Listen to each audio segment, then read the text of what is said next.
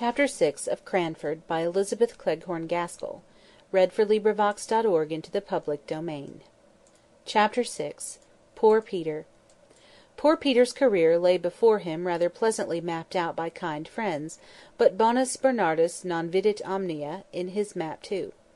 He was to win honours at the Shrewsbury School, and carry them thick to Cambridge, and after that a living awaited him, the gift of his godfather, Sir Peter Arley. Poor Peter! His lot in life was very different to what his friends had hoped and planned. Miss Matty told me all about it, and I think it was a relief when she had done so. He was the darling of his mother, who seemed to dote on all her children, though she was, perhaps, a little afraid of Deborah's superior acquirements. Deborah was the favourite of her father, and when Peter disappointed him, she became his pride. The sole honour Peter brought away from Shrewsbury was the reputation of being the best good fellow that ever was, and of being the captain of the school in the art of practical joking. His father was disappointed, but set about remedying the matter in a manly way. He could not afford to send Peter to read with any tutor, but he could read with him himself, and Miss Matty told me much of the awful preparations in the way of dictionaries and lexicons that were made in her father's study the morning Peter began. "My poor mother," said she, "I remember how she used to stand in the hall, just near enough the study door, to catch the tone of my father's voice. I could tell in a moment if all was going right, by her face. And it did go right, for a long time." "What went wrong at last?" I said. "That tiresome Latin, I daresay." "No, it was not the Latin. Peter was in high favour with my father, for he worked up well for him. But he seemed to think that the Cranford people might be joked about, and made fun of, and they did not like it. Nobody does. He was always hoaxing them. Hoaxing is not a pretty word, my dear, and I hope you won't tell your father I used it, for I should not like him to think I was not choice in my language, after living with such a woman as Deborah. And be sure you never use it yourself. I don't know how it slipped out of my mouth, except that I was thinking of poor Peter, and it was always his expression. But he was a very gentlemanly boy in many things. He was like dear Captain Brown in always being ready to help any old person or a child. Still, he did like joking and making fun, and he seemed to think the old ladies in Cranford would believe anything. There were many old ladies living here then. We are principally ladies now, I think, but we are not so old as the ladies used to be when I was a girl. I could laugh to think of some of Peter's jokes. No, my dear, I won't tell you them, because they might not shock you as they ought to, and they were very shocking. He even took in my father once, by dressing himself up as a lady that was passing through the town and wished to see the rector of Cranford, who had published that admirable assize sermon. Peter said he was awfully frightened himself when he saw how my father took it all in, and even offered to copy out all his Napoleon Bonaparte sermons for him, I mean. No, her, for Peter was a lady then. He told me he was more terrified than he ever was before, all the time my father was speaking. He did not think my father would have believed him, and yet if he had not, it would have been a sad thing for Peter. As he was none so glad of it, for my father kept him hard at work copying out all those 12 Bonaparte sermons for the lady. That was for Peter himself, you know. He was the lady. And once, when he wanted to go fishing, Peter said, "Confound the woman!" Very bad language, my dear, but Peter was not always so guarded as he should have been. My father was so angry with him, it nearly frightened me out of my wits, and yet I could hardly keep from laughing at the little curtsies Peter kept making, quite slyly, whenever my father spoke of the lady's excellent taste and sound discrimination. "Did Miss Jenkyns know of these tricks?" said I. "Oh, no! Deborah would have been much too shocked. No, no one knew but me. I wish I had known of Peter's plans, but sometimes he did not tell me. He used to say the old ladies in the town wanted something to talk about, but I don't think they did. They had the St. James's Chronicle 3 times a week, just as we have now, and we have plenty to say, and I remember the clacking noise there always was when some of the ladies got together. But probably schoolboys talk more than ladies. At last there was a terrible sad thing happened. Miss Matty got up, went to the door, and opened it. No one was there. She rang the bell for Martha, and when Martha came, her mistress told her to go for eggs to a farm at the other end of the town. "I will lock the door after you, Martha.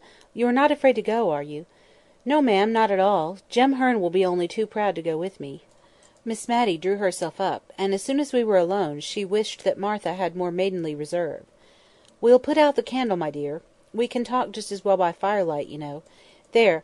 Well, you see, Deborah had gone from home for a fortnight or so. It was a very still, quiet day, I remember, overhead, and the lilacs were all in flower, so I suppose it was spring. My father had gone out to see some sick people in the parish. I recollect seeing him leave the house with his wig and shovel hat and cane. What possessed our poor Peter I don't know. He had the sweetest temper, and yet he always seemed to like to plague Deborah. She never laughed at his jokes, and thought him ungenteel, and not careful enough about improving his mind, and that vexed him. Well, he went to her room, it seems, and dressed himself in her old gown and shawl and bonnet, just the things she used to wear in Cranford, and was known by everywhere, and he made the pillow into a little—you are sure you locked the door, my dear, for I should not like anyone to hear—into a little baby, with long white clothes. It was only, as he told me afterwards, to make something to talk about in the town. He never thought of it as affecting Deborah.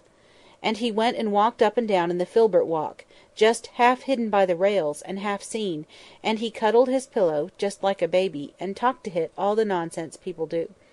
Oh dear! And my father came stepping stately up the street, as he always did, and what should he see but a little black crowd of people, I daresay as many as 20, all peeping through his garden rails. So he thought at first they were only looking at a new rhododendron that was in full bloom, and that he was very proud of, and he walked slower, that they might have more time to admire. And he wondered if he could make out a sermon from the occasion, and thought perhaps there was some relation between the rhododendrons and the lilies of the field. My poor father! When he came nearer, he began to wonder that they did not see him, but their heads were all so close together, peeping and peeping. My father was amongst them, meaning, he said, to ask them to walk into the garden with him and admire the beautiful vegetable production, when, oh, my dear, I tremble to think of it, he looked through the rails himself, and saw—I don't know what he thought he saw, but old Clare told me his face went quite grey-white with anger, and his eyes blazed out under his frowning black brows, and he spoke out, oh, so terribly, and bade them all stop where they were, not one of them to go, not one of them to stir a step, and swift as light he was in at the garden door, and down the Filbert walk, and seized hold of poor Peter and tore his clothes off his back, bonnet, shawl, gown, and all, and threw the pillow among the people over the railings, and then he was very, very angry indeed, and before all the people he lifted up his cane and flogged Peter. My dear, that boy's trick on that sunny day, when all seemed going straight and well, broke my mother's heart and changed my father for life. It did, indeed. Old Clare said Peter looked as white as my father, and stood as still as a statue to be flogged, and my father struck hard. When my father stopped to take breath, Peter said, "Have you done enough, sir?"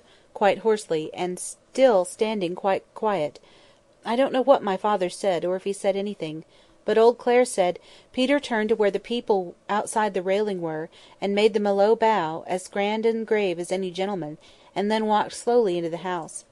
I was in the store-room, helping my mother to make cowslip wine. I cannot abide the wine now, nor the scent of the flowers. They turn me sick and faint, as they did that day, when Peter came in, looking as haughty as any man, indeed, looking like a man, not like a boy. "Mother," he said, "I am come to say, God bless you for ever." I saw his lips quiver as he spoke, and I think he durst not say anything more loving, for the purpose that was in his heart. She looked at him rather frightened and wondering, and asked him what was to do. He did not smile or speak, but put his arms around her and kissed her as if he did not know how to leave off, and before she could speak again he was gone. We talked it over, and could not understand it, and she bade me to go and seek my father, and ask what it was all about. I found him walking up and down, looking very highly displeased. "Tell your mother I have flogged Peter, and that he richly deserved it." I durst not ask any more questions. When I told my mother, she sat down, quite faint, for a minute. I remember a few days after, I saw the poor, withered cowslip flowers thrown out into the leaf-heap, to decay there and die. There was no making of cowslip wine that year at the rectory, nor, indeed, ever after. Presently my mother went to my father. I know I thought of Queen Esther and King Ahasuerus, for my mother was very pretty and delicate-looking, and my father looked as terrible as King Ahasuerus. Some time after they came out together, and then my mother told me what had happened, and that she was going up to Peter's room at my father's desire, though she was not to tell Peter this, to talk the matter over with him. But no Peter was there. We looked over the house. No Peter was there. Even my father, who had not liked to join in the search at first, helped us